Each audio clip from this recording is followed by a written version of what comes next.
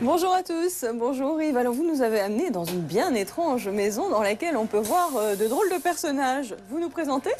Et alors, monsieur est un automate, voilà. On peut aussi le décrire, monsieur est assis en tailleur. Monsieur possède de belles moustaches, un beau costume. Ah, et puis il a un beau chapeau.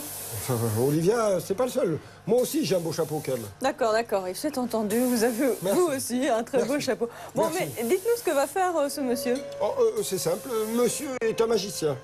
Monsieur tient un verre, et en fait, à l'intérieur, on a une balle de ping-pong, et il va nous faire lever et descendre cette balle, voilà. Mais d'abord, on pourrait commencer par admirer les mouvements de la tête. Regardez, il y a plus de 7 mouvements pour la tête. Elle tourne. Est-ce que vous voyez qu'on a également les yeux qui vont de droite à gauche? Les yeux aussi peuvent se lever et se baisser. On a aussi un mouvement prononcé, on va le dire, des sourcils, voilà. Et puis bien sûr, la moustache bouge pas, mais enfin, bon, voilà, il y a du travail quand même. Hein. Bon, tout ça c'est bien beau, mais moi je vois toujours pas la balle en action. Patience, Olivia, mais quelle est impatiente. Ça va venir. Voilà, il suffisait de demander. D'accord. Là. Alors, c'est pas magique ça? Alors là, d'accord, je dirais même mieux, bravo monsieur le magicien. C'est moi qu'on puisse dire. Bon, expliquez-nous un petit peu comment ça marche. Alors, oula, Olivia, c'est assez compliqué, mais enfin, vous voyez, en bas, on a ce qu'on appelle l'arbre à cam. C'est là qui est programmé, inscrit le scénario des mouvements, là. Mais c'est pas un truc de fille, c'est trop compliqué, je crois que vous pourriez pas très bien comprendre. Voilà, merci pour les explications. Hein. Quel macho celui-là. C'est surtout que vous n'êtes pas tout à fait capable de nous expliquer peut-être tout ça, ça vous dépasse peut-être C'est un peu plus compliqué qu'un vélo, c'est vrai. Ah, d'accord. Bon, est-ce que vous avez d'autres choses à nous montrer? Oui, mais alors là, on va changer d'endroit. Avec plaisir. On y va. C'est parti.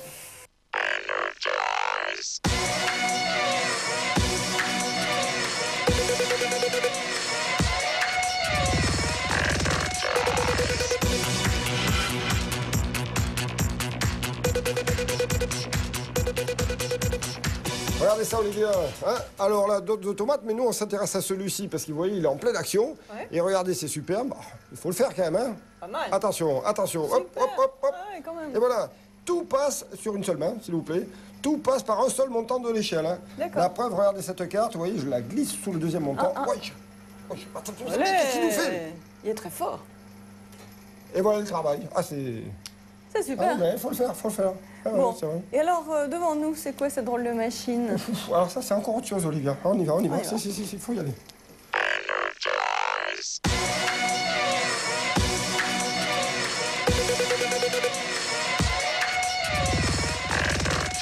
Alors, Olivia, cette drôle de machine, en réalité, c'est une sculpture. Mais une sculpture sonore. Eh oui. Alors, baptisée par son créateur, le xylophone. Alors, elle a un mouvement pendulaire. Ça se passe ici. En fait, c'est un mouvement pendulaire un peu ovoïde, voilà. Et ça provoque des contacts aléatoires. Et ces contacts eux-mêmes animent des mécanismes qui viennent frapper des pièces, des instruments, parfois de musique. Ah, j'aime bien celui-ci. Il y a le coucou, mais c'est le canard qui est sympathique aussi. La cloche, vous l'entendez aussi. Bon, voilà. Tout un tas de sons, quoi. Le canard est vraiment sympa. Ouais, ça me rappelle quelqu'un. Bon, Olivia, j'espère que vous parlez pas vous faites pas allusion à ma voix prétendument de canard. Des fois, il y a des gens qui me disent ça. Moi, mais non, Yves, jamais, vous me connaissez. Bon. Faites voir. Coin. Quoique. Quoi. Ben, quoi. Ah, c'est beau quand même. Hein. Ça, allez.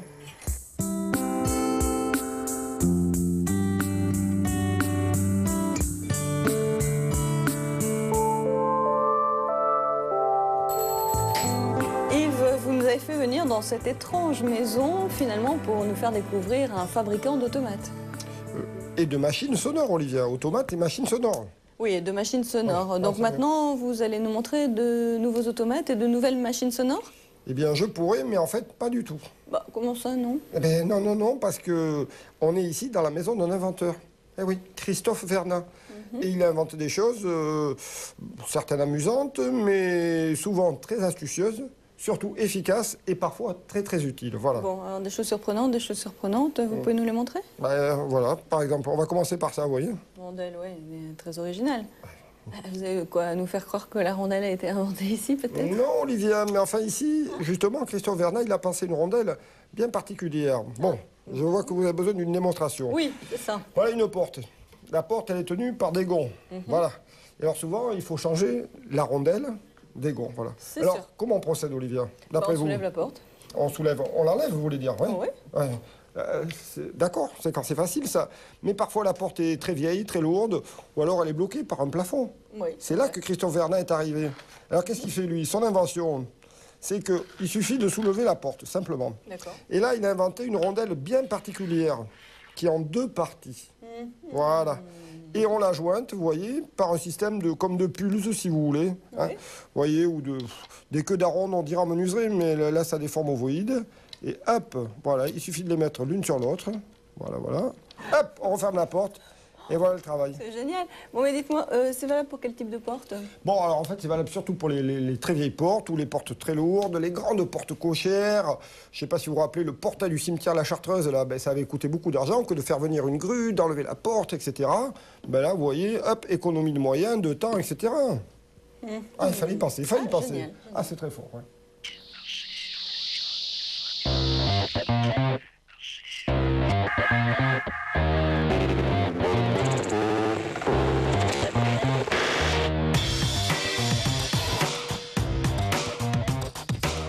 Yves, vous nous avez montré des automates et de drôles d'inventions. Maintenant, on aimerait en savoir plus sur Christophe Vernat.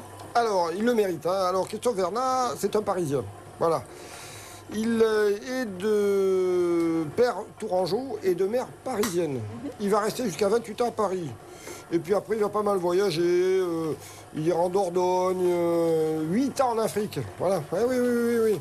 Et puis en 1988, il arrive à Bordeaux. Voilà. Très bien. Vous pouvez nous dire un mot sur sa formation? Alors, sa formation, elle est diverse. Bon, il a été grutier. Il a été, figurez-vous, passeur de voitures dans le Sahara. Bon, il a fait énormément de... Bon, on va dire que c'est un autodidacte, voilà. Ok. Combien d'inventions à son actif? Plus de 45, 8 brevets.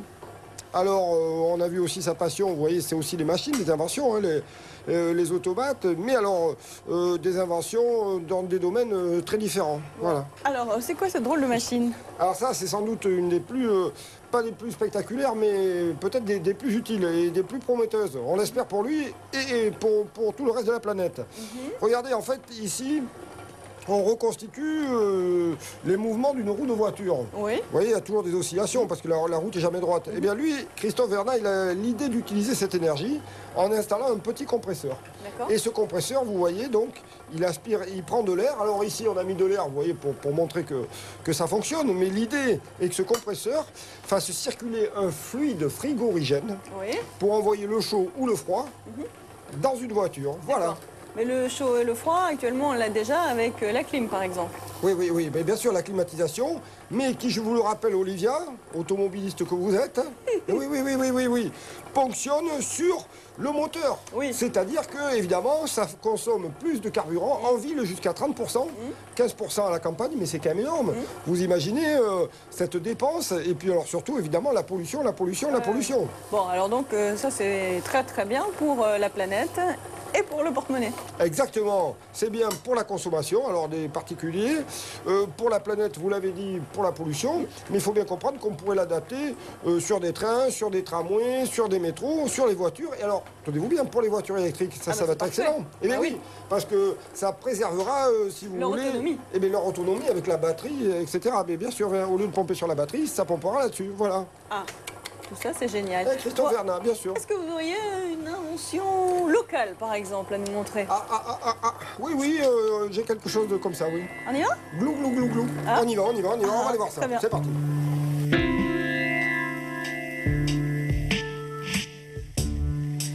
Ah, ben voilà, Yves, ça, c'est couleur locale, on est à Bordeaux. Eh bien sûr. Alors, vous voyez, imaginez que c'est votre cave à vin. Voilà. Si vous aimez les Bordeaux, vous savez qu'il faut les boire certains âgés, bien sûr. Donc, on a plusieurs années. On veut toujours savoir où en est le vin, son vieillissement. Et quand on vient choisir une bouteille le dimanche, Oui. qu'est-ce qui se passe? Allez-y, montrez-moi, Olivia, comment vous faites? Eh ben, je prends la Pour lire bouteille. l'étiquette. Bah, je prends la bouteille. Ouais. Doucement, je la secoue Ouais, pas trop, doucement, bien sûr, tant que bien je sûr. peux, et je lis l'étiquette. Ouais, mais c'est secoué, puis vous... parce que évidemment. vous avez pris cette bouteille-là, mais si vous êtes trompé de bouteille, eh bien vous prenez l'autre, etc. C'est sûr. Alors, Christophe Vernat est arrivé. Oui. Je vous explique son invention. Comme d'habitude, c'est simple, mais il fallait y penser. Oui. L'étiquette, Oui. la contre-étiquette. D'accord. Sur la contre-étiquette, deux petites pastilles. Ça peut servir. Oui. Hop, on en décolle une. Oui. Qu'est-ce qu'on a marqué dessus? Le nom du château, bien sûr. L'année. Oui. On peut marquer d'autres informations. Quand la bouteille est couchée, eh bien, hop, on la met sur la petite Marianne, une fois que vous l'avez achetée, bien sûr. Hein, Oui. voilà. Et voilà. Et ça vous évite, ou sur le cul de la bouteille, vous voyez, et ça vous évite à chaque fois de tout retourner, tout... Ah oui, ouais. Top. Oui, il devrait y avoir ça sur toutes les étiquettes de bouteilles de vin. Je vous le fais pas dire, Olivia, mais c'est évident, bien sûr, tant qu'on couche la bouteille, il faut cette petite pastille, c'est quand même génial. C'est normal. Hein. Qu'est-ce que vous allez encore nous montrer? Eh bien, toujours une invention de Christophe Vernat. Bon, est-ce que vous avez entendu parler, Olivia, de la persistance rétinienne? Oui, ça oui. Ah bon, Absolument. j'aurais préféré que vous me disiez non pour que je puisse vous expliquer. Ah bah, vous pouvez nous expliquer quand Oui, même. enfin, pas très loin, mais bon, mais disons que quand vous prenez un flash de lumière dans les yeux, ça dure un centième de seconde, et bien vous continuez à le voir après. Voilà. Et bien Christophe, il a eu l'idée d'utiliser ce phénomène. Alors regardez là, je vais vous faire une petite démonstration. Attention, hop.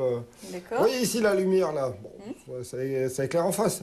Si on fait tourner ces petits miroirs, ça va éclairer sur les côtés. Oui. Alors regardez. Le champ est plus large. Et le champ est plus large, voilà. D'accord. Alors imaginez-vous, c'est le but de Christophe, de mettre deux moulins comme ça. Ouais. Et vous voyez la lumière, voilà. Et c'est pas mal.